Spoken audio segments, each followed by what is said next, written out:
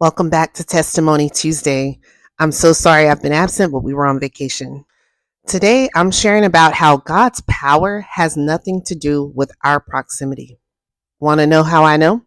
Well, because after we moved to Prague, 2 months later, we got there in February, and in April, I found out my mom had breast cancer, and I was devastated. Not because I didn't believe that God could move and heal, but because I wasn't there.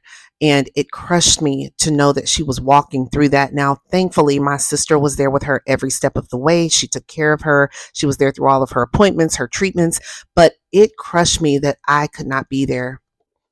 And I was angry. I asked God, why? Why would you let this happen after I leave? All the time that I've been at least within 3 hours of her driving distance where I could get to her and spend as much time with her as possible. Why would this happen when I moved to the other side of the world?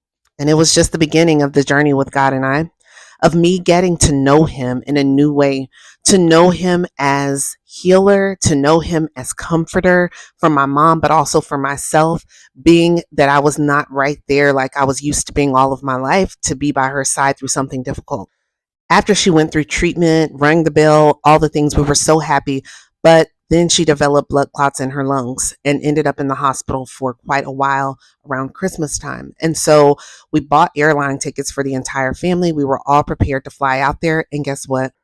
The night before our plane was scheduled to leave, one of our kids started vomiting. We somehow had picked up a virus, or the kids had picked up a virus at school. And so this was like a chain reaction that was starting to go through the entire family. I spent the night in my prayer room soaking the floor with my tears because I was devastated that I was not able to catch this plane and make it home to be with my mom. She was surrounded by plenty of family and friends, but I was just so hurt and broken that I couldn't be there. But God was teaching me something through this.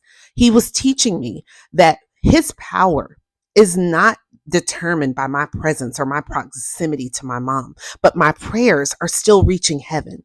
When he speaks the word, she can be healed. This reminds me of the story of the centurion man in the Bible when he goes to Jesus and says, "Hey, my servant is on his deathbed and I need you to heal him." And he's like, "Okay, you want me to come?" And he's like, "No, I don't even deserve for you to be under my roof. I know that if you just speak the word, then he will be healed." Y'all, Jesus was so impressed by this man's faith that he said, "Go back home and you will find your servant healed at this moment. He is healed." I hope this encourages someone. If you have a loved one, whether it's a child that's no longer living at home, a parent, whoever it is, and they're not in close proximity to you, and your heart is just hurting so much because you want to be there to help them through the trial they're going through, to be there to hold their hand, to pray, and all the things. I understand. I've been there.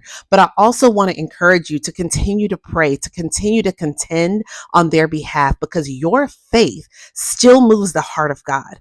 And it is not up to your proximity.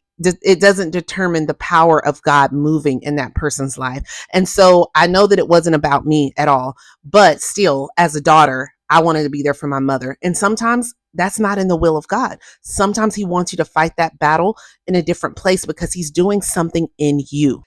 He's teaching you how to war from afar.